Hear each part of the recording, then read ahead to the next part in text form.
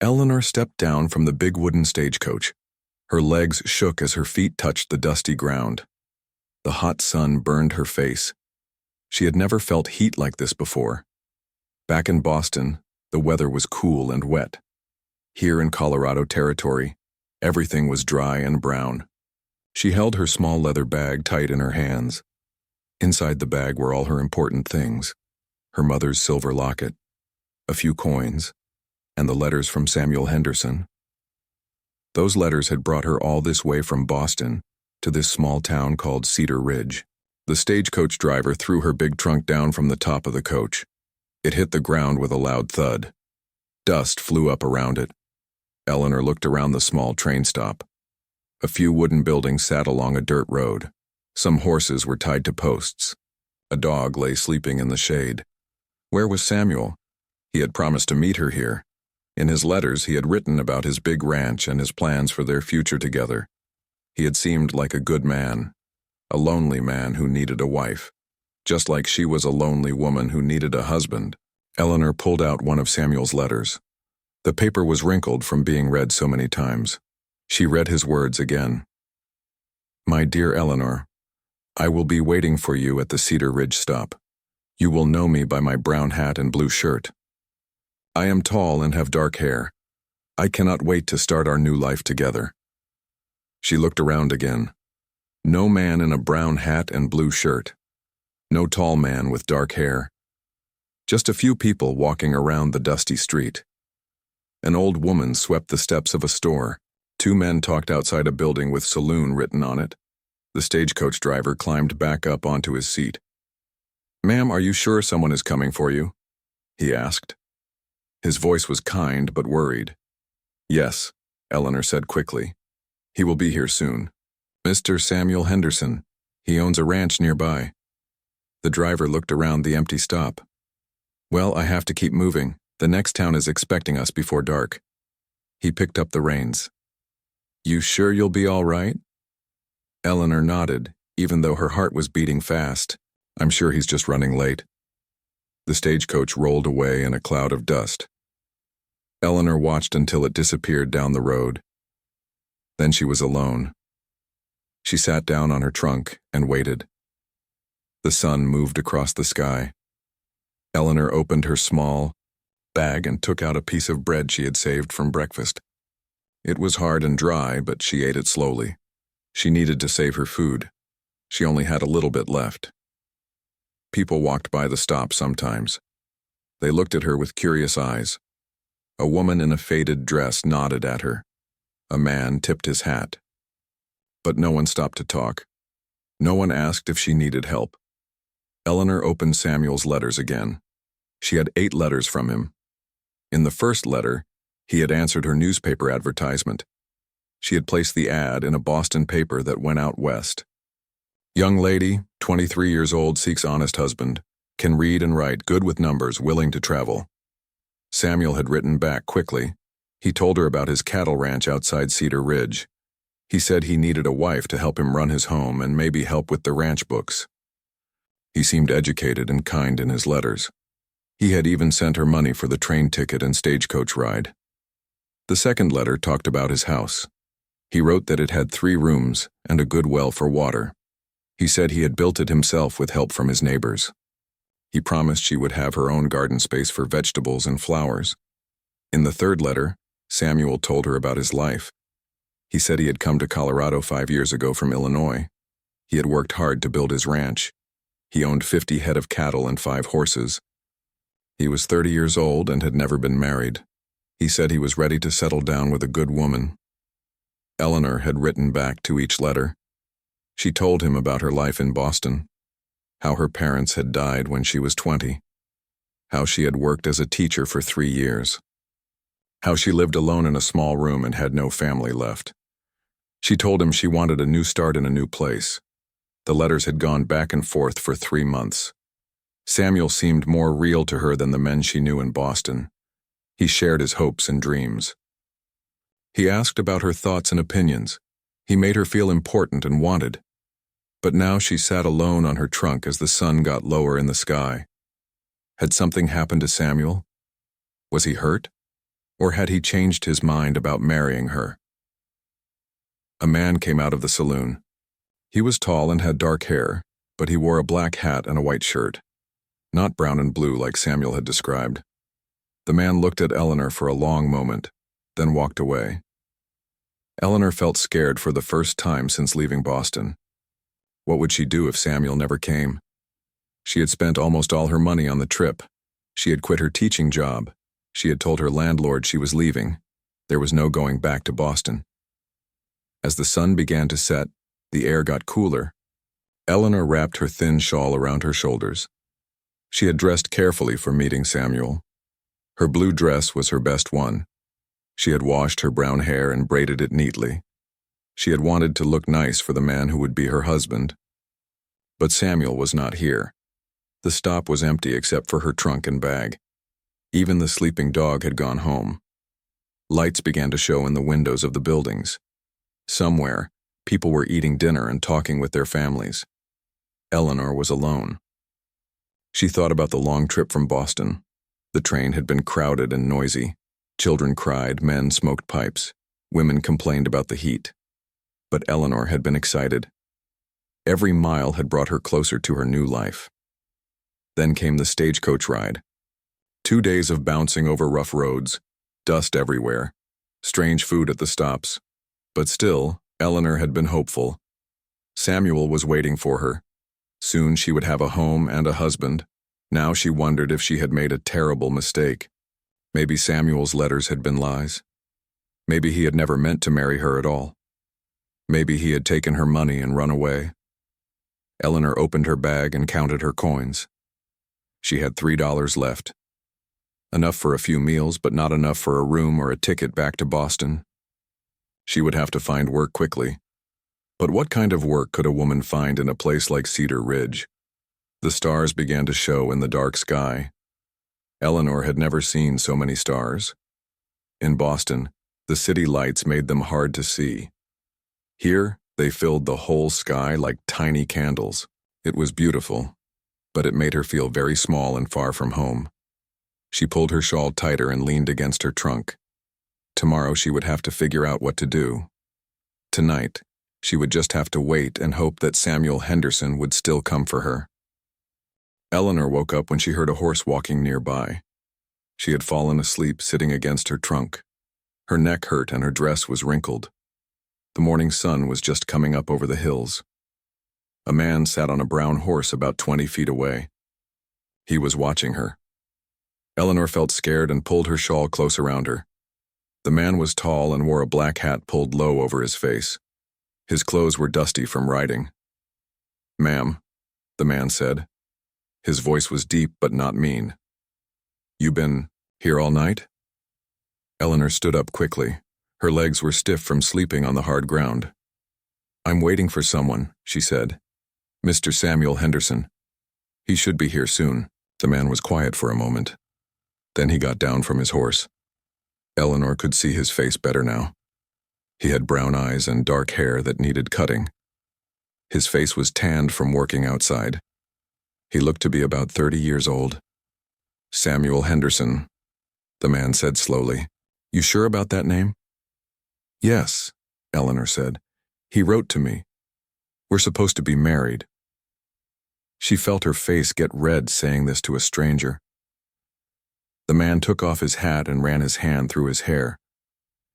"Ma'am, I hate to tell you this, but Samuel Henderson ain't coming." Eleanor's heart started beating fast. "What do you mean? Is he hurt? Did something happen to him?" "He's gone," the man said. "Left town about 2 weeks ago. Owed money to a lot of people. Just packed up in the middle of the night and rode out." Eleanor felt like someone had hit her in the stomach. She sat down hard on her trunk. "But he sent me money for the trip. He wrote me letters. We were going to be married." The man's face looked sad. "I'm sorry, ma'am. Samuel was, well, he wasn't an honest man. He liked to drink and gamble. He owed money all over town. But his letters," Eleanor said. She pulled them out of her bag with shaking hands. "He told me about his ranch, his cattle, his house." The man looked at the letters. Samuel never had a ranch. He worked sometimes at the livery stable when he needed money for drinking. He lived in a room above the saloon. Eleanor stared at the letters in her hands. All those months of writing back and forth, all those plans and dreams, all lies. Why would he do this? Why would he ask me to come here? Did you send him any money? The man asked gently. Eleanor nodded. $50 for food and supplies to get ready for our wedding. The man's jaw got tight. He probably did this to other women too. Got them to send money, then disappeared. Eleanor felt tears start to come. She had been so stupid. She had believed everything Samuel wrote. She had given up her whole life in Boston for a man who never existed, not the way she thought he did. What's your name, ma'am? The man asked. Eleanor Whitmore. She wiped her eyes with her handkerchief. I'm Jake Morrison. I own a ranch about 5 miles from here. He looked around the empty stop. You got anywhere to go? Eleanor shook her head. I spent almost everything I had getting here. I don't know anyone in Colorado. Jake was quiet for a long time. He looked at Eleanor sitting on her trunk with all her things around her. She looked so small and lost, but there was something strong about her too. She wasn't crying and screaming like some women might. She was trying to figure out what to do next. You got any skills? Jake asked. Any way to make money? I was a teacher in Boston, Eleanor said. I can read and write well. I'm good with numbers. I helped keep books for the school. Jake nodded. That's something. Cedar Ridge needs a teacher. The last one left 6 months ago to get married. But it don't pay much. Maybe enough for a room. And food. Eleanor looked up at him with hope in her eyes. Do you think they would hire me? Maybe. But the school board meets only once a month. Next meeting isn't for 3 weeks. Eleanor's hope faded. I can't wait 3 weeks. I only have $3 left. Jake studied her face. He could see she was trying hard not to cry. Something about her made him want to help. Maybe it was the way she held her head up even when everything was going wrong. Maybe it was how she didn't blame him for bringing bad news about Samuel. Look, Jake said. I got a big house and it's just me living there. Well, me and my housekeeper Maria. She's getting old and could use help with the cooking and cleaning. I could give you a place to stay and 3 meals a day. In return, you could help Maria and maybe help me with my ranch books. Eleanor looked at him carefully. Why would you help me? You don't even know me. Because it's the right thing to do, Jake said. And because anyone who got fooled by Samuel Henderson deserves help, not more trouble. Eleanor thought about his offer. She didn't know this man. He could be lying to her just like Samuel had. But what choice did she have? She couldn't sleep outside much longer. She had no money for a room, and he seemed different from Samuel somehow. More honest. You've been waiting for me, Jake said suddenly. The words came out before he could stop them. He didn't know why he said it, but looking at Eleanor sitting there with her life in pieces around her, it felt true somehow. Eleanor looked up at him with surprise. What did you say? Jake felt his face get red. I just meant, well, maybe this isn't how you planned it, but maybe you were meant to end up here anyway.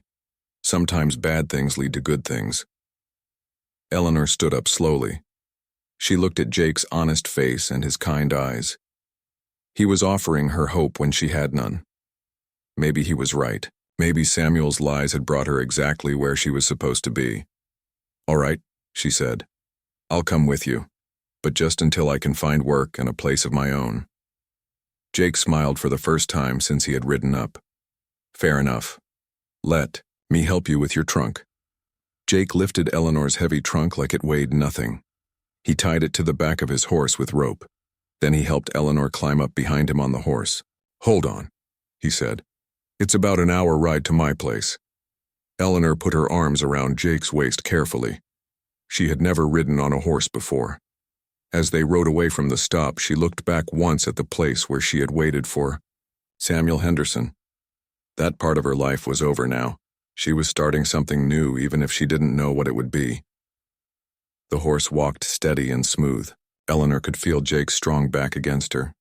He smelled like leather and soap and fresh air, very different from the men in Boston who smelled like cologne and city smoke. "Tell me about your ranch," Eleanor said as they rode. "Got about 200 head of cattle," Jake said. "Good grass and water. The house is nothing fancy, but it's solid. Built it myself with help from neighbors." "Do you live alone?" Jake was quiet for a moment. "My wife died 3 years ago. Fever took her. Been just me and Maria since then." Eleanor felt sorry for him. "I'm sorry for your loss." "Thank you. Sarah was a good woman. We were only married 2 years." Jake's voice was sad but not bitter. "What about you? Ever been married?" "No. I was too busy working after my parents died, and in Boston the men all wanted wives who had money or important families. I had neither." They rode in comfortable silence for a while. Eleanor watched the countryside around them. It was so different from Boston. Here the land stretched out forever under a big blue sky. Mountains rose up in the distance like sleeping giants. Everything was bigger and wilder than anything she had ever seen. "It's beautiful here," she said. "I think so too," Jake said. "Takes some getting used to, though. The winters are hard, and it can be lonely." As they got closer to Jake's ranch, Eleanor started to feel nervous again. What if his housekeeper didn't like her? What if Jake changed his mind about helping her? What if this was all another mistake? But when Jake said, "You've been waiting for me," something inside her had felt right for the first time since leaving Boston. Maybe he was wrong. Maybe it was just words, but maybe, just maybe, her long journey was finally bringing her home. Jake's ranch house came into view as they rode over a small hill. Eleanor had expected something small and rough, but the house was bigger than she thought it would be. It was made of wood and stone, with a wide front porch and real glass windows. Smoke came from the chimney and flowers grew in boxes under the windows. "It's lovely," Eleanor said, and she meant it. "Sarah planted those flowers," Jake said quietly. "Maria keeps them going for her." They rode into the yard and several dogs came running to greet them. Their tails wagged and they barked happily. A few chickens scattered as the horse walked by. Eleanor could see a big barn and some smaller buildings nearby. Jake helped Eleanor down from the horse. Her legs felt wobbly after the long ride. She had never been on a horse for so long before. Jake untied her trunk and carried it toward the house. The front door opened and a small, older woman came out. She had gray hair pulled back in a neat bun and wore a clean apron over her brown dress. Her dark eyes looked at Eleanor with curiosity but not unfriendliness. "Maria," Jake said. "This is Eleanor Whitmore. She needs a place to stay for a while. Eleanor, this is Maria Santos. She's been taking care of this house and me for 3 years. Now." Maria looked at Eleanor's wrinkled dress and tired face. "You look hungry," she said in English that had a Spanish accent. "Come inside. I make breakfast." Eleanor felt grateful tears start in her eyes. "Thank you. That's very kind." "Jake, you put her trunk in Sarah's old sewing room," Maria said. "I get it ready for a guest." Jake nodded and carried the trunk inside. Eleanor followed Maria into the house. The inside was even nicer than the outside. The rooms were clean and comfortable. Wooden furniture sat on colorful rugs. Books filled shelves on the walls. Everything looked like people who cared lived there. "Sit," Maria said, pointing to a chair at the kitchen table. "You tell Maria what happened." Eleanor sat down and told Maria about Samuel Henderson and his lies. Maria made angry clicking sounds with her tongue as she listened. She poured Eleanor a cup of coffee and put a plate of eggs and bread in front of her. "Men like that should be shot," Maria said. "You eat now, then you rest. Later we figure out what to do." The food tasted better than anything Eleanor had eaten in days. She had been so worried about Samuel not coming that she had barely eaten. Now she realized how hungry she was. Jake came back into the kitchen and sat down across from Eleanor. "I told Maria about Samuel," he said. "She knows everything that goes on in this town." "That Samuel, he always no good," Maria said. "He come here sometimes asking Jake for work. always smelling like whiskey, always needing money. He actually came here? Eleanor asked. Jake nodded. A few times. I gave him work fixing fences when I felt sorry for him, but he never did good work, always disappeared after a day or two. Eleanor felt sick thinking about while she was writing letters to Samuel and planning their future. He was here begging for work and drinking. All his stories about his ranch and his cattle were complete lies. I'm so stupid, she said. I should have known better. No, Maria said firmly. You not stupid, you hopeful. That's different. Bad men know how to trick good women. Jake looked at Eleanor as she ate. She had good manners and a nice way of talking. Her clothes were simple but well made. Everything about her seemed honest and real, very different from Samuel Henderson. What was your life like in Boston? Jake asked. Eleanor told them about her parents dying and her job teaching children. She talked about her small room and her quiet life. She had thought coming west would give her a chance for something bigger and better. You miss Boston? Maria asked. Eleanor thought about it. I miss having a plan.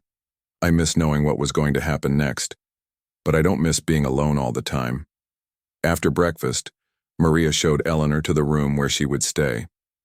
It was small but cheerful, with a bed covered in a pretty quilt and a window that looked out over the ranch yard. This was Sarah's sewing room, Maria explained. She made quilts here, very beautiful quilts. Eleanor looked around the room. It felt peaceful and safe. Tell me about Sarah. Maria's face got soft. She was like sunshine, always laughing, always making everyone happy. She loved Jake very much, and he loved her. When she died, Jake almost died too. From sadness. How did they meet? Sarah's family had a farm near here. Jake see her at church and fall in love right away. They marry after knowing each other 6 months. Very happy for 2 years. Then the fever came. Eleanor felt sad for Jake. She could see why he would want to help someone who had been tricked and left alone. He knew what it felt like to lose everything important. Maria left Eleanor alone to rest. Eleanor lay down on the bed and closed her eyes. For the first time in 2 days, she felt safe. The bed was soft, and the room was quiet. She could hear Maria moving around in the kitchen and Jake talking to his horses outside. When Eleanor woke up, the sun was getting low in the sky. She had slept all afternoon. She felt better, but also embarrassed. She was supposed to be helping. Not sleeping, she found Maria in the kitchen making dinner. I'm sorry I slept so long, Eleanor said. Let me help you. You need rest, Maria said. But you can help if you want. You know how to cook? A little. I had to learn when my parents died. Maria showed Eleanor how to make biscuits the way Jake liked them. They worked together easily, and Eleanor enjoyed having someone to talk to. In Boston, she had eaten most of her meals alone. Jake came in for dinner with his hands and face clean from washing at the pump outside. He looked at Eleanor helping Maria and smiled. You look better, he said. I feel better. Thank you for letting me stay here. They sat down to eat together. It felt strange to Eleanor to be sitting at a family table again. She had forgotten how nice it was to share a meal with other people. Tomorrow I take you to town, Jake said. You can meet some people, maybe find out about work. Eleanor nodded. I need to start earning money as soon as possible. I don't want to be a burden. You not burden, Maria said. You helped me today. That's worth something. After dinner, they sat on the front porch as the stars came out. Eleanor had never seen such a beautiful sky. The air was cool and clean, and she could hear cattle calling to each other in the distance. It's so quiet here, Eleanor said. In Boston there was always noise, horses, carriages, people shouting. Takes some getting used to, Jake said. Sarah had trouble with the quiet at first too. She came from a big family with lots of brothers and sisters. Do you ever get lonely? Eleanor asked. Jake was quiet for a moment. Yes, especially in the evenings. That's when Sarah and I used to talk about our day. Eleanor understood that feeling. She had been lonely in Boston too, even with all the people around. Sometimes being alone in a crowd felt worse than being alone in the quiet. "What will you do if I can't find work in town?" Eleanor asked. "Cross that bridge when we come to it," Jake said. "For now, you're welcome here as long as you need to stay." Maria brought them coffee and sat down in her rocking chair. "You play piano?" she asked Eleanor. "A little. My mother taught me when I was young." "Sarah's piano's still here," Maria said. "In the parlor. No one play it since she died." Eleanor looked at Jake. "Would it bother you if I played sometimes?" Jake thought about it. He hadn't heard music in the house since Sarah died. It might hurt to hear it again, but it might also be nice to have music filling the empty spaces. "I think Sarah would like that," he said finally. As they sat together in the peaceful evening, Eleanor felt something she hadn't felt in a long time. She felt like she belonged somewhere. These people barely knew her, but they had taken her in and made her feel welcome. She thought about Samuel Henderson and his lies. Maybe Maria was right. Maybe bad things sometimes led to good things. If Samuel had been honest, she would be married to a drunk and a liar right now. Instead, she was here with kind people who treated her well. "Jake," she said quietly. "When you said I had been waiting for you, what did you mean?" Jake looked out at the stars. "I don't know exactly. It just felt right to say it. Like maybe all the bad things that happened brought you to the right place after all." Eleanor thought about that as they sat in comfortable silence. Maybe Jake was right. Maybe she had been waiting for him, and this place, and this life. Maybe Samuel Henderson's lies had actually set her free to find something better. The future was still uncertain. She still needed to find work and make her own way. But for tonight, she was safe and warm and not alone. That was more than she had yesterday, and it was enough. The next morning, Eleanor woke up early. She could hear Maria already moving around in the kitchen. Eleanor dressed quickly and went to help with breakfast. She was getting used to the routine of ranch life, and she liked feeling useful. "Good morning," Maria said with a smile. "You sleep good?" "Very well, thank you." Eleanor helped Maria crack eggs into a bowl. "The bed is so comfortable and it's so quiet here." Jake came in from checking on his horses. "Morning, ladies. Eleanor, you ready to go to town today?" Eleanor felt nervous butterflies in her stomach. "Yes. I need to learn more about what happened with Samuel, and I need to find work." After breakfast, Jake hitched up his wagon. Eleanor put on her best bonnet and smoothed her blue dress. She wanted to look respectable when she met people in town. The ride to Cedar Ridge took about an hour. Jake told Eleanor about the different people who lived in town. There was Mr. Peterson, who ran the general store, Dr. Wilson, who was the only doctor for 50 miles, and Mrs. Campbell, who ran the boarding house. "The school board has 5 men on it," Jake explained. "They're all good men, but they can be slow to make decisions. Mr. Peterson is the head of the board." Cedar Ridge was small but busy. People walked along the wooden sidewalks, and horses and wagons moved up and down the main street. Eleanor could see the saloon where Samuel had lived, the general store, a church, and several other buildings. Jake stopped the wagon in front of a building with a sign that said Sheriff. "I think we should talk to Sheriff Brown first," he said. "He knows everything that goes on around here." Sheriff Brown was a big man with gray hair and kind eyes. His office was small but neat, with a desk and 2 chairs. When Jake introduced Eleanor, the sheriff's face got serious. "Samuel Henderson," the sheriff said when Eleanor told her story. "I should have run him out of town months ago." "What can you tell us about him?" Jake asked. Sheriff Brown leaned back in his chair. "Samuel came to town about a year ago, said he was looking to buy land and start a ranch, but he never had any money. He worked odd jobs when he needed drinking money." "Did he ever actually have a ranch?" Eleanor asked. "No, ma'am. He rented a room above the saloon, spent most of his time gambling and drinking. He owed money to half the people in town when he left." Eleanor felt her face get hot with anger and shame. "So everything he told me was lies?" "I'm afraid so. And you're not the first woman he fooled." Sheriff Brown opened a drawer in his desk and pulled out some papers. "Got letters here from 3 other women, all saying they sent him money to come." West and get married. Eleanor stared at the papers. 3 other women. One from Kansas, one from Missouri, one from Ohio. All got the same story about his ranch and cattle. All sent him money. Jake's hands made fists. That no-good snake. How much money did he steal? Hard to say exactly, but probably close to $300 total. Eleanor felt sick. $300 was more money than most people made in a year, and poor women like her had sent it to Samuel thinking they were investing in their future. Did the other women come out here? Eleanor asked. One did. Mary Sullivan from Kansas. She came out about 6 months ago. Samuel had already disappeared by then, just like he did before you came. What happened to her? She found work at Mrs. Campbell's boarding house. Last I heard, she was doing fine.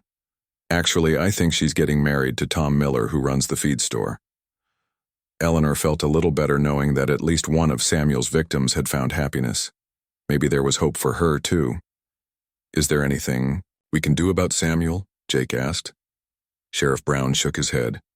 He's long gone by now, and he never actually stole anything in this town. The money you ladies sent him, well, you sent it willingly. Hard to prove fraud. Eleanor understood, but it still made her angry. Samuel was probably somewhere else right now, writing letters to another lonely woman and planning to steal her money too. They left the sheriff's office and walked down the main street. Jake showed Eleanor the different businesses. At the general store, they met Mr. Peterson, a friendly man with a round belly and a bald head. So you're the teacher from Boston, Mr. Peterson said after Jake introduced them. We sure could use a teacher here. Our children have been without proper schooling for months. I would love to teach again, Eleanor said. When does the school board meet? Not for 2 more weeks, I'm afraid. But I can tell you right now, the job is yours if you want it. We're desperate. Eleanor felt hope rise in her chest. What does the job pay? $20 a month, plus free room in the teacherage behind the schoolhouse. It's not much, but it's honest work. $20 wasn't a lot, but it would be enough to live on, and having her own place to live would give her independence. That sounds wonderful. Mr. Peterson looked serious. I have to warn you, though, some of the older boys can be troublemakers, and a few parents don't think much of education, especially for girls. I've dealt with difficult students before, Eleanor said. Children usually respond well when they know you care about them. After visiting the general store, Jake and Eleanor walked around the rest of the town. They stopped at the church, a small white building with a tall steeple. The minister, Reverend Davis, was a young man with a friendly smile. Welcome to Cedar Ridge, he said when Jake introduced Eleanor. I hope you'll join us for Sunday services. I'd like that, Eleanor said. In Boston, she had gone to church every Sunday. It would be nice to have that routine again.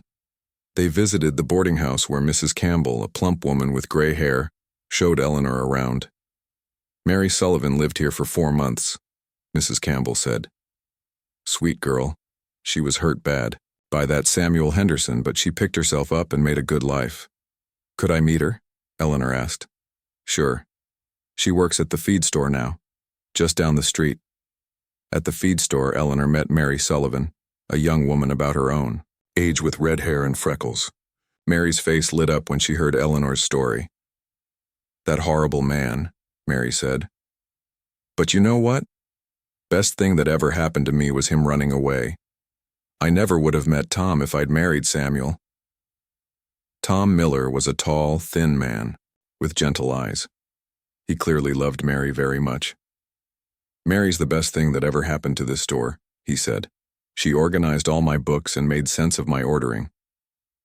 So you're good with numbers too? Eleanor asked. Had to be.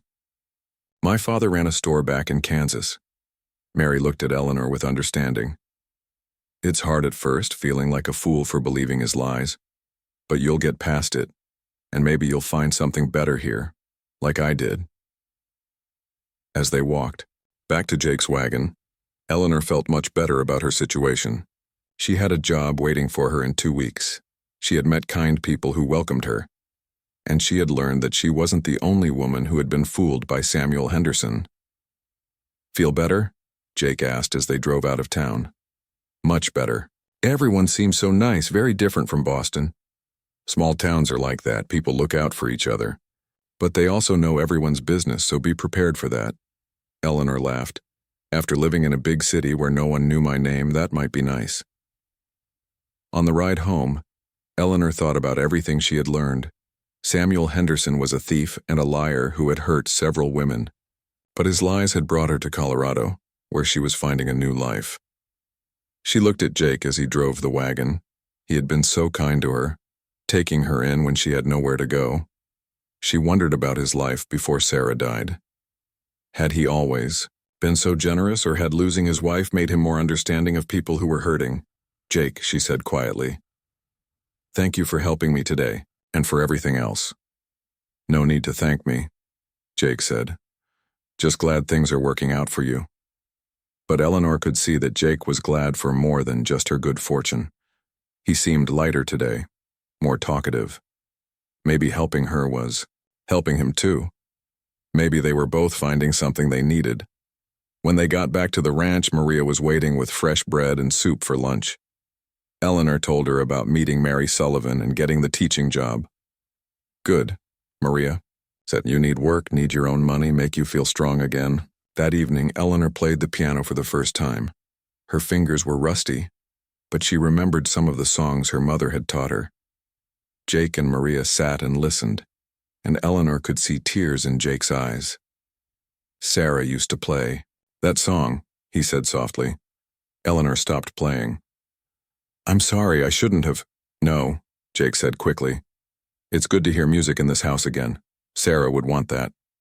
As Eleanor got ready for bed that night, she thought about how much her life had changed in just a few days. She had come to Colorado expecting to marry a man she had never met. Instead, she had found friends, work, and hope for the future. Samuel Henderson had lied to her about everything, but maybe in a strange way his lies had led her to exactly where she belonged. Over the next week, Eleanor settled into life at Jake's ranch. She helped Maria with cooking and cleaning, but she also started helping Jake with his ranch books. His records were a mess, with numbers written on scraps of paper and stuffed into a box.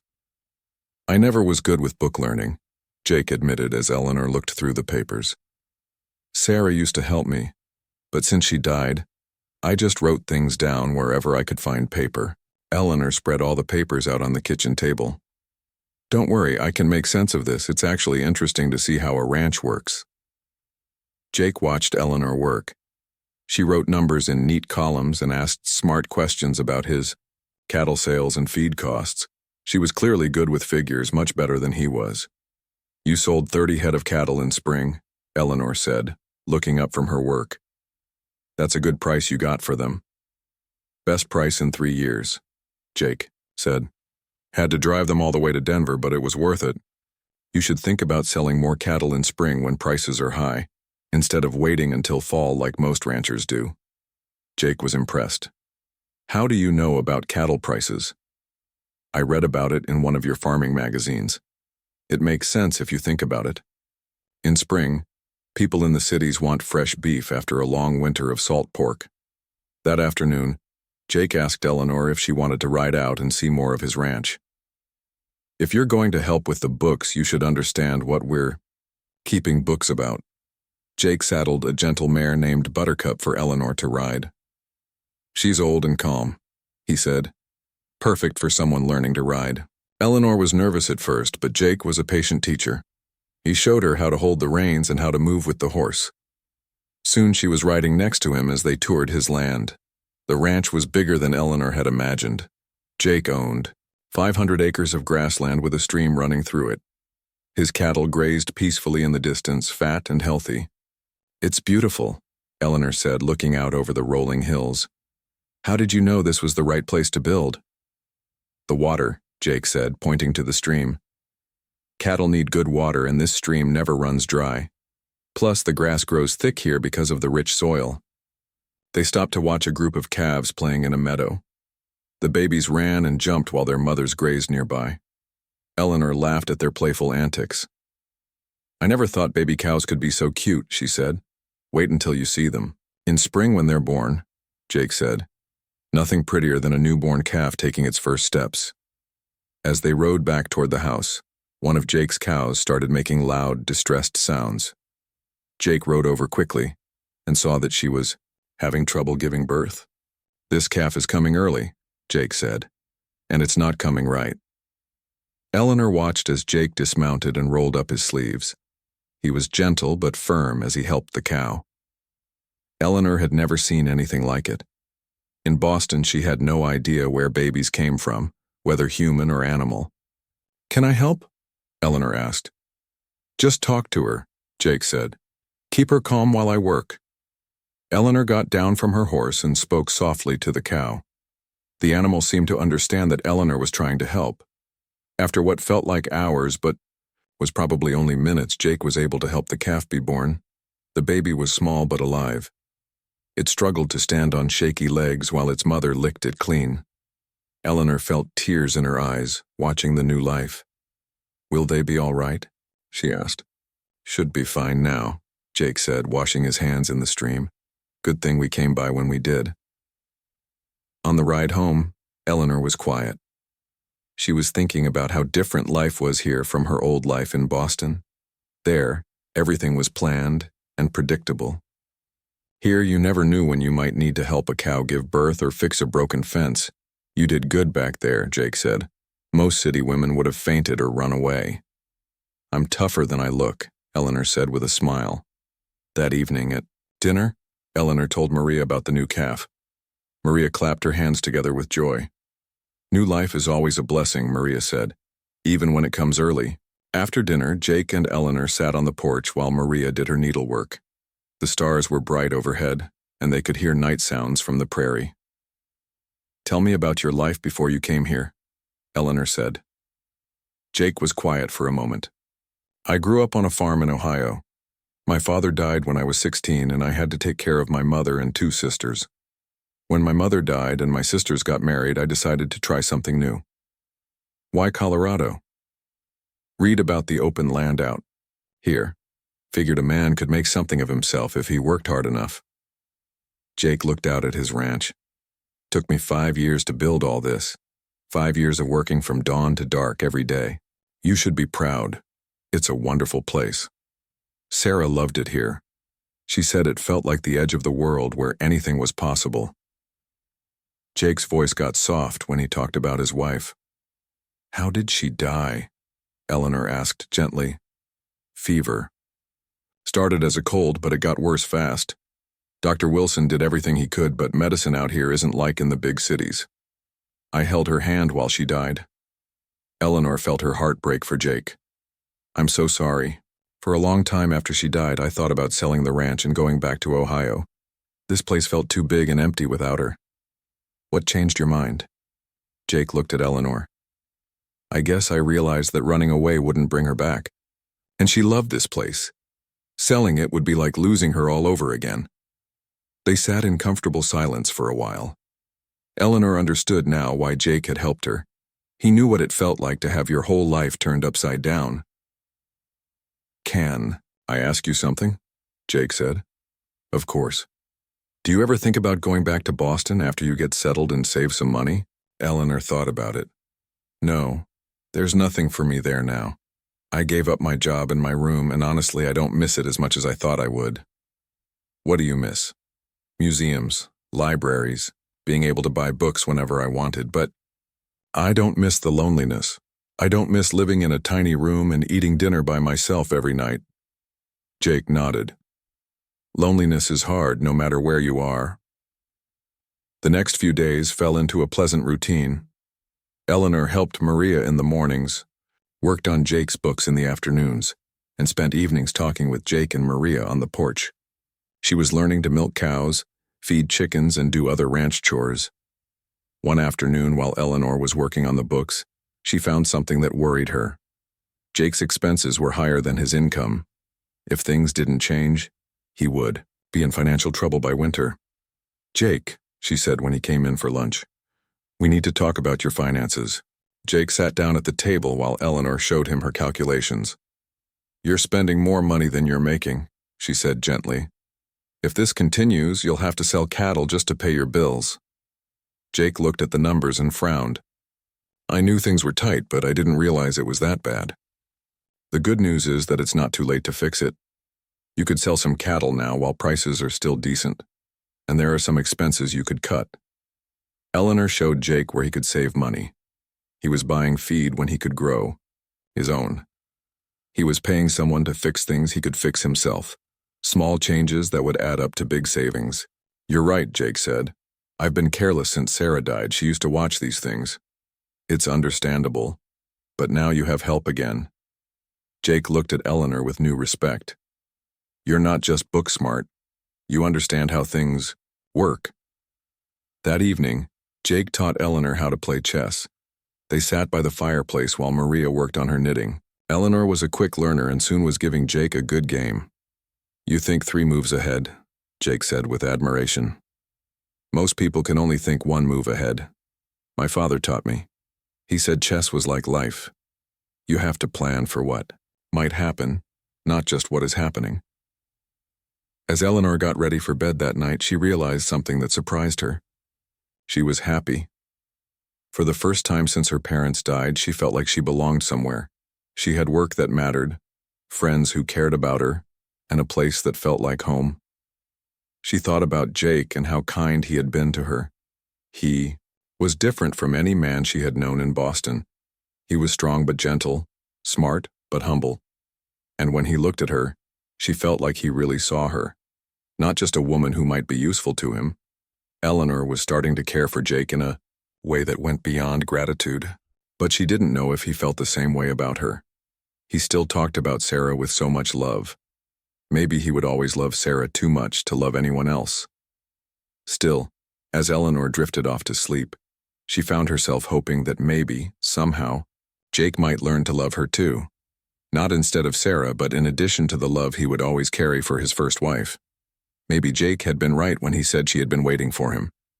Maybe they had both been waiting for each other, without knowing it. Eleanor had been living at Jake's ranch for 2 weeks when everything changed. She was hanging laundry on the line behind the house when she heard horses coming fast up the road. Maria came out of the kitchen, drying her hands on her apron. Someone, in a hurry, Maria said, looking worried. 3 men rode into the yard. Eleanor recognized one of them right away, even though he looked different. Samuel Henderson was thinner than she remembered from his description, and his clothes were dirty. His 2 companions looked rough and mean. Jake came out of the barn when he heard the horses. He saw Samuel and his face got hard. What do you want, Henderson? Samuel got down from his horse and smiled, but it wasn't a friendly smile. I came for my bride, he said, looking at Eleanor. We had an agreement. Eleanor felt scared but also angry. We had no agreement. You lied to me about everything. I sent you money for the trip, Samuel said. That makes us engaged in the eyes of the law. You belong to me now. One of Samuel's friends was a big man with a scar on his face. The other was young but had mean eyes. They both had guns on their hips. Eleanor doesn't belong to anybody, Jake said. He moved closer to Eleanor, putting himself between her and Samuel. Samuel laughed. Jake Morrison, always trying to be the hero. But this doesn't concern you. Eleanor came here to marry me, and that's what's going to happen. You ran away, Eleanor said. You left town owing money to everyone. Why did you come back? Had some business to finish, Samuel said. And I heard there was a pretty lady waiting for me. A lady with money. Eleanor realized what Samuel really wanted. He thought she had brought money with her from Boston. I don't have any money. I spent it all getting here. That's not what I heard, Samuel said. Word is you've got an inheritance from your parents. Nice sum of money just waiting for a husband to claim it. Eleanor stared at him. It was true that her parents had left her a small inheritance, but it was back in Boston in a bank. She hadn't brought it with her because Samuel had said he would provide for her. How did you know about that? Eleanor asked. Samuel pulled a letter from his pocket. Eleanor recognized her own handwriting. It was one of the letters she had sent him, where she had mentioned her parents' money. You wrote about it yourself, darling. Said you wanted to bring it west to help start our new life together. Jake stepped forward. She doesn't owe you anything, Henderson. You lied to her and disappeared. The deal's off. That's not how it works, the big man said. He put his hand on his gun. A woman makes a promise to marry. She keeps that promise. Maria had been listening from the porch. Now she went inside, and Eleanor hoped she was going for Jake's rifle. I'm not going anywhere with you, Eleanor said, trying to keep her voice steady. You're a liar and a thief. Samuel's fake smile disappeared. You don't have a choice. We're riding back to town right now, and you're coming with us. We'll get married today, and then you'll send for that inheritance money. Like hell she will, Jake said. The young man with mean eyes pulled his gun halfway out of its holster. You want to try stopping us, Morrison? Eleanor could see that Jake was thinking about fighting, but he was outnumbered. She didn't want him to get hurt because of her. Wait, she said. If I go with you, will you leave Jake alone? Eleanor. No, Jake said. Smart girl, Samuel said. Get your things. We're leaving now. I need a few minutes to pack, Eleanor said. 2 minutes. The big man said. Then we ride. Eleanor went into the house with Maria following her. Once they were inside, Maria grabbed Eleanor's arm. Jake's rifle is in the closet, Maria whispered. I get it ready. No, Eleanor said quietly. Someone will get killed. I have to think of another way. Eleanor went to her room and put a few things in her bag. But she also looked around for anything that might help her. She found a small knife that Sarah had used for sewing and slipped it into her sleeve. When she came back outside, Jake looked like he wanted to fight all 3 men at once.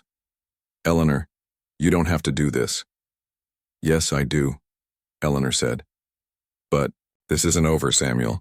I'll never marry you willingly. You'll change your mind, Samuel said. Once we're married, you'll see things differently. Samuel helped Eleanor onto one of their horses. She had to ride with the big man, which made her feel sick. As they rode away, she looked back at Jake standing in the yard. He looked angry and helpless. They rode hard toward town. Eleanor's mind raced as she tried to think of a way to escape. She knew Jake would follow them, but 3 armed men were too many for him to handle alone. Where are we going? Eleanor asked. To find a preacher, Samuel said. Don't worry, darling. Once we're married, I'll treat you real nice, as long as you do what you're told. The young man laughed. And as long as you get that money from Boston. What if I can't get the money? Eleanor asked. Samuel's face got ugly. Then you'll find other ways to be useful. Eleanor understood what he meant, and it made her feel cold inside. Samuel didn't want a wife. He wanted someone he could use and control. They reached Cedar Ridge as the sun was getting low. Samuel took Eleanor to the saloon where he used to live. The room above the saloon was dirty and smelled bad. There was 1 bed, 1 chair, and a small table. Home sweet home, Samuel said. At least until we can afford something better. The big man stayed downstairs to drink. The young man sat in the chair by the door so Eleanor couldn't escape. Samuel sat on the bed and looked at Eleanor like she was something he owned. Tomorrow we'll find Reverend Davis and get married, Samuel said. Tonight we'll just get to know each other better. Eleanor backed against the wall. I won't marry you, and if you try to force me, I'll fight you. Samuel stood up and walked toward her. You'll do what I tell you to do. Eleanor pulled the small knife from her sleeve. Stay away from me. Samuel laughed, but he stopped walking toward her. You think that little toy scares me? It should, Eleanor said. I have nothing left to lose. The young man by the door was watching like this was entertainment. Feisty one, ain't she? Samuel sat back down on the bed. Fine, we'll wait until tomorrow, but after we're married, things will be different. Eleanor stood against the wall all night, holding the knife. Samuel and his friend took turns sleeping, so one of them was always watching her. Every time she started to doze off, one of them would make a noise to wake her up. As morning came, Eleanor heard horses outside. She looked out the dirty window and saw Jake riding into town with Sheriff Brown and 3 other men. Her heart jumped with hope. Your boyfriend brought the law, the young man said, looking out the window. Samuel cursed. Doesn't matter. I got rights. Eleanor came here to marry me, and I got her letters to prove it. There was a knock on the door. "Open up, Henderson," Sheriff Brown called. "We need to talk." Samuel opened the door, but kept his hand on his gun. "Morning, Sheriff. Just getting ready for my wedding." Sheriff Brown looked past Samuel and saw Eleanor against the wall with the knife in her hand. "Miss Whitmore, are you all right?" "I'm fine," Eleanor said, "but I'm not marrying this man." "She's confused," Samuel said. "Wedding nerves, you know, how women get." Jake pushed past the sheriff. When he saw Eleanor looking tired and scared, his face got dangerous. "If you hurt her, Henderson, I'll kill you myself." "I didn't touch her," Samuel said. "She's going to be my wife. I got every right to be here with her." Sheriff Brown looked around the dirty room. "Miss Whitmore, did you come here willingly?" "No. They forced me to come here at gunpoint." "That's kidnapping," Sheriff Brown said. "That's a lie," the big man said from behind the sheriff. "She came willing. We all saw it." Eleanor realized that it would be her word against theirs. And Samuel had her letters that talked about marrying him and bringing money from Boston. "I have an idea," Eleanor said. "Samuel, if you're so sure we're meant to be married, let's let the town decide. Call everyone together and let them hear both sides of the story. If they think I should marry you, I will." Samuel looked suspicious. "What's the catch?" "No catch, just let everyone hear the truth about what you've been doing. About the other women you've lied to." Samuel's face got red. He knew that if the whole town heard about his lies and thefts, they would turn against him. But he also couldn't refuse without looking guilty. "Fine," he said finally. "But when they decide in my favor, you marry me today." Eleanor nodded, but she was already planning her next move. She had learned something important from Jake's ranch books. Sometimes you had to take a big risk to get what you really wanted, and what Eleanor really wanted was to be free of Samuel Henderson forever. Within an hour, most of the town had gathered in front of the general store. Word traveled fast in Cedar Ridge, and everyone wanted to hear about the trouble with Samuel Henderson. Eleanor stood on the store's front porch with Jake beside her. Samuel and his two friends stood on the ground below, looking confident. Sheriff Brown raised his hand for quiet. "Folks, we got a situation here that needs settling. Miss Eleanor Whitmore came to town to marry Samuel Henderson, but now she says she doesn't want to. Samuel says they have an agreement. We're going to hear both sides and figure out what's right." Samuel stepped forward. "It's simple, folks. Eleanor and I have been writing letters for months. I sent her money to come out here. She promised to marry me. Now she's trying to back out because she found herself a richer man." He pointed at Jake. Some people in the crowd murmured. Eleanor felt her face get hot, but she stayed calm. "My turn," Eleanor said. She pulled Samuel's letters from her bag.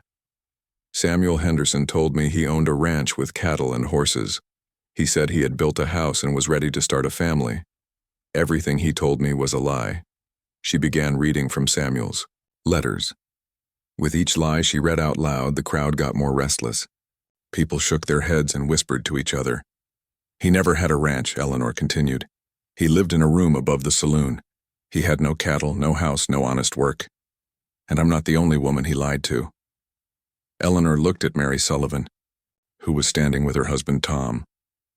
"Mary, will you tell everyone what happened to you?" Mary stepped forward. "Samuel wrote to me too. Same lies about a ranch and cattle. I sent him $75 and came all the way from Kansas. When I got here, he was already gone, took my money and disappeared." "That's different," Samuel said quickly. "That was a mistake. Eleanor and I have a real understanding." "Do we?" Eleanor asked. She reached into her bag again and pulled out a piece of paper. "This is a letter from a woman named Ruth Carson in Ohio.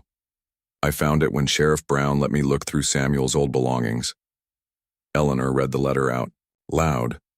Ruth Carson had sent Samuel $60 and was planning to come to Colorado in 2 months. The letter was dated just 1 week ago. The crowd got angry. Men started shouting at Samuel. Women looked at Eleanor with sympathy and respect. "So while you were supposedly planning to marry me," Eleanor said, "you were also planning to marry Ruth Carson, and probably other women too." Samuel's face got red. "You can't prove anything. Maybe I wrote to other women before I decided on you." Then explain this, Eleanor said. She held up another paper. This is a letter you wrote to Ruth Carson just 5 days ago, 3 days after I arrived in Cedar Ridge. You told her you couldn't wait to marry her and start your new life together. Jake had helped Eleanor find this letter in Samuel's room while Sheriff Brown searched it that morning. It was the proof they needed to show Samuel's real character. The crowd was getting louder and angrier. Mr. Peterson stepped forward. Henderson, you're nothing but a lying thief. Get out of our town. Now wait just a minute, the big man said. He put his hand on his gun. Samuel's got legal rights here. No, he doesn't, said a new voice. Everyone turned to see a well-dressed man with a briefcase walking toward them. I'm James Wilson, lawyer from Denver. I came as soon as I got Sheriff Brown's telegram. Eleanor stared at the lawyer. She didn't know anything about a telegram. Mr. Wilson has some interesting information about our friend Samuel, Sheriff Brown said. The lawyer opened his briefcase. Samuel Henderson is wanted for fraud in 3 different counties.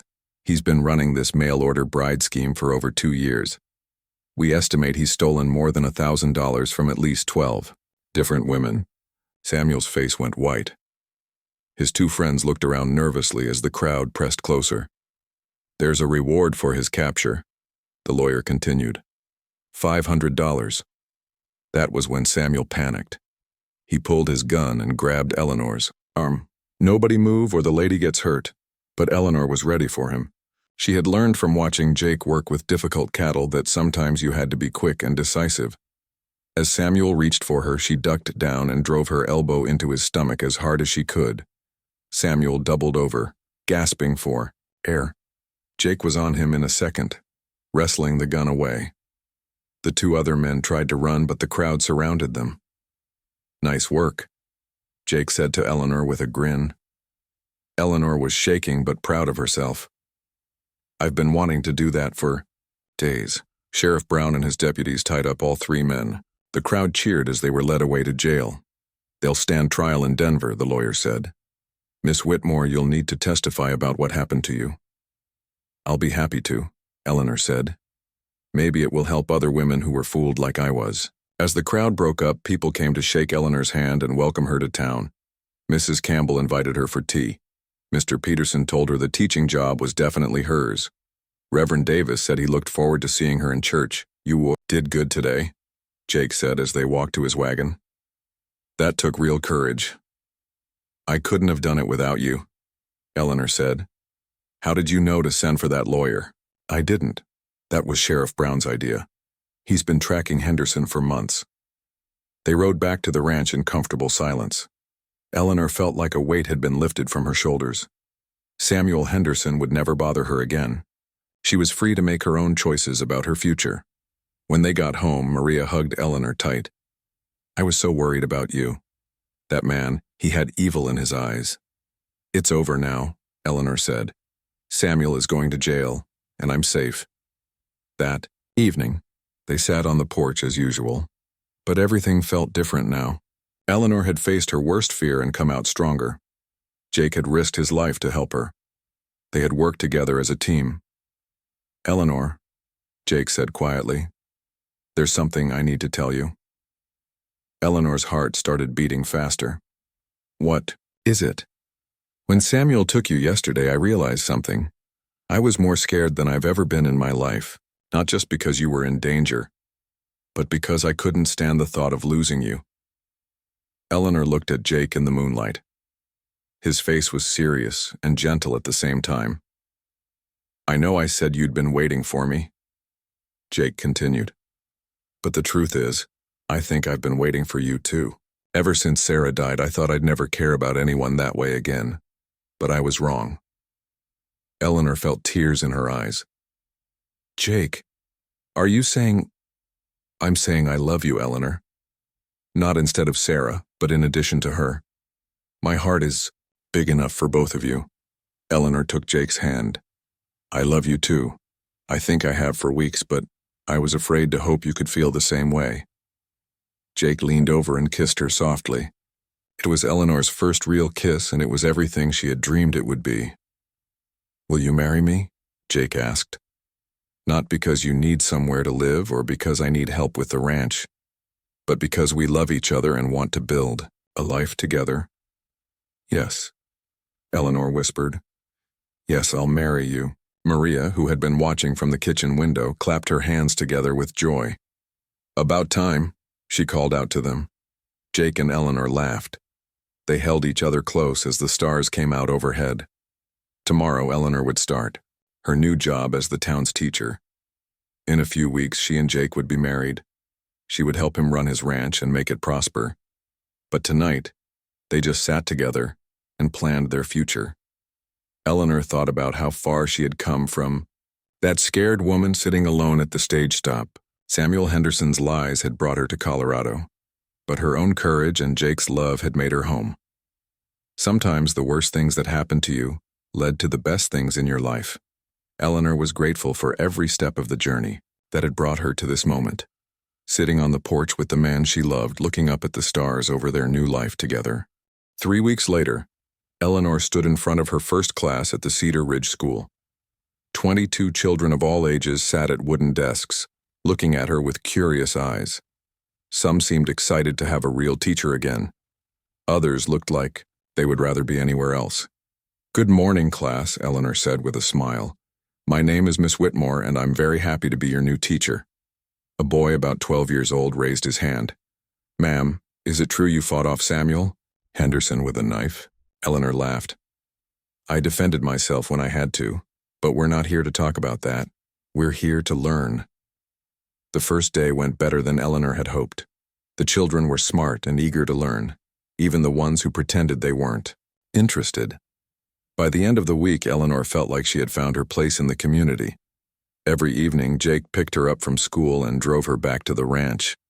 They spent their time planning their wedding and their future together. Eleanor had moved into the boarding house to be proper until they were married, but she still helped Jake with his ranch books and had dinner with him and Maria most nights. The cattle sale went well, Eleanor told Jake one evening as they looked over the account books. "You made enough profit to buy those extra horses you wanted." "We made enough profit," Jake corrected her. "Your ideas about when to sell and where to buy feed saved us a lot of money." Eleanor liked how Jake always said "we" when he talked about the ranch. He was already thinking of them as partners in everything. 2 weeks before their wedding, Eleanor got a letter that surprised her. It was from Ruth Carson, the woman in Ohio who had been planning to marry Samuel Henderson. "Dear Miss Whitmore," the letter said, "I read in the newspaper about what happened with Samuel Henderson. I want to thank you for saving me from making a terrible mistake. I was planning to come to Colorado next month with all my savings. Now I know what kind of man he really was. I hope you find happiness with your Mr. Morrison. He sounds like a good man."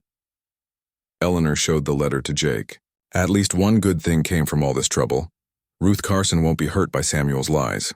"Speaking of Samuel," Jake said, "Sheriff Brown got word that he was sentenced to 5 years in prison.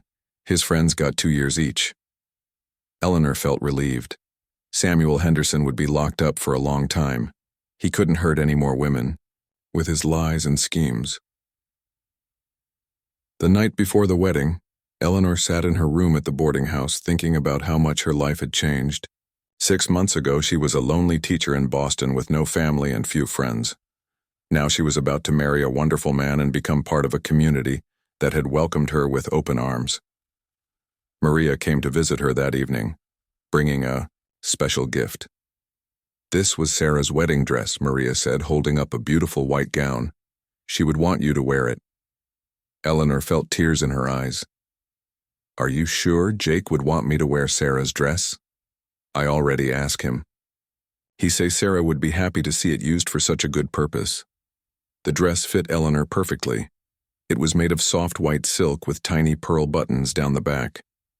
When Eleanor looked at herself in the mirror, she felt beautiful and ready to start her new life. The wedding day was perfect. The sun shone bright in a clear blue sky, and a warm breeze carried the smell of wildflowers. The whole town came to the church to see Eleanor and Jake get married. Eleanor walked down the aisle alone, but she didn't feel alone. She could see Jake waiting for her at the front of the church, looking handsome in his best suit. Maria sat in the front row crying happy tears. Mary Sullivan smiled and waved from her seat with Tom. Dearly beloved, Reverend Davis began, we are gathered here today to join Jake Morrison and Eleanor Whitmore in holy matrimony. When it came time for vows, Jake took Eleanor's hands and looked into her eyes. Eleanor, you came into my life when I thought I was done with love. You showed me that my heart could grow bigger, not smaller after loss. I promised to love you, protect you, and build a life with you that would make us both proud. Eleanor's voice was steady and clear as she spoke her vows. Jake, when I came to Colorado, I thought I was looking for security and a home. Instead, I found love and partnership, and a place where I truly belong. I promise to stand beside you, through good times and bad, to help you build our dreams and to love you for all the days of my life. Reverend Davis pronounced them husband and wife, and Jake kissed Eleanor as the whole church erupted in cheers and applause. The reception was held in the churchyard under the big oak trees. Mrs. Campbell had made a beautiful wedding cake, and the ladies of the town had prepared enough food to feed an army. There was music and dancing, and everyone celebrated late into the evening. You look happy? Mary Sullivan said to Eleanor as they watched Jake talking with the other ranchers. I am happy, Eleanor said.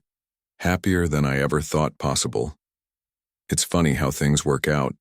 If Samuel Henderson had been honest, you'd be married to him right now instead of Jake.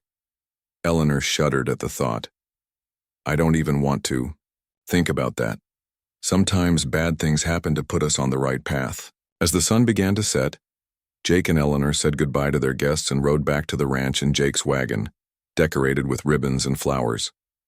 Eleanor was officially Mrs. Morrison now, and the ranch was her home. Maria had prepared the house beautifully for their return. Candles flickered in the windows and fresh flowers filled every room. She hugged them both and then went to her own small house behind the main house to give them privacy.